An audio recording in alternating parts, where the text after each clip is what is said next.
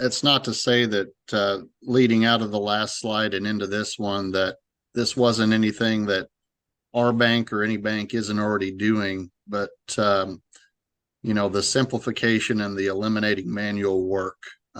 Once you have everything integrated, it alleviates tracking down reports, tracking down data, and building reports in Excel and all of that. It's just at your fingertips. So that elimination of manual work, along with my earlier comment, leads to the loan review process, and that this tool really allows for tracking.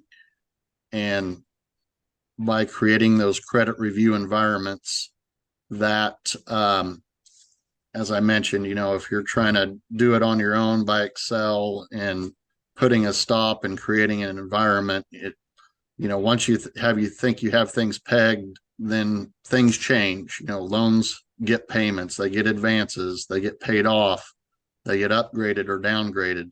This gets you a static environment from that data set to have your scoreboard, what we call it, to show your progress on your credit reviews. And it allows on an individual borrower credit review or the relationship, and those relationships just roll right in. And really, it's massive, the amount of fields that you're able to import into IntelliCredit. And David's a great help on the programming side and getting cores to talk with IntelliCredit. And it just it's seamless, and it allows a lot of loan info to be put in there. Whereas if you're doing it yourself in Excel, it's a lot of manual work.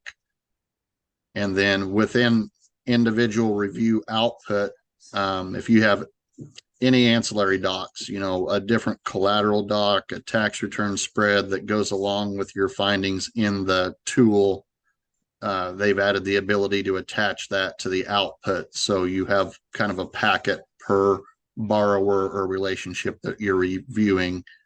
And then another very big part is the exception tracking and curing exceptions that are found. And this is something that we're really just stepping into, and it you can push the exceptions out to the individual officers or loan staff. Hey, we're missing our 2022 tax return, and they can fire back and say, well, it was on an extension and you should receive it by the end of October.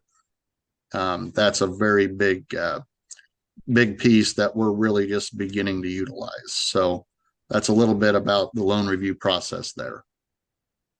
Yeah, thanks. So I'll pivot over and give another visual of some of the things that you touched on. So going over to the loan review portion of the app, we were just at the analytics tool previously. So within this tool, as Mitch pointed out, with all your reports, it's very easy to track all of that. So what you're looking at here is within a given review period, which can be any duration that suits your team. We give you a table showing you all the loans that have been reviewed during that period, and with summary information and so on.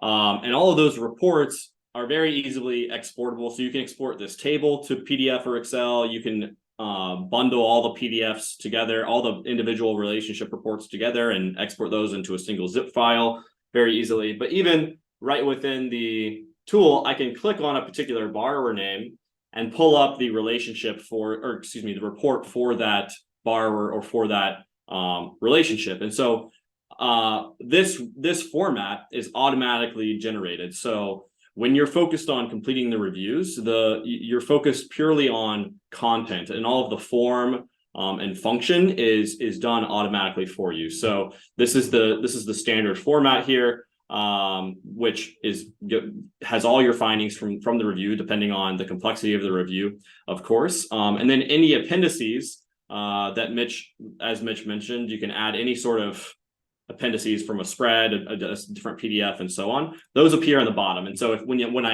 I exported this to Excel, you would actually see it. It's hyperlinked just because I'm in the browser here.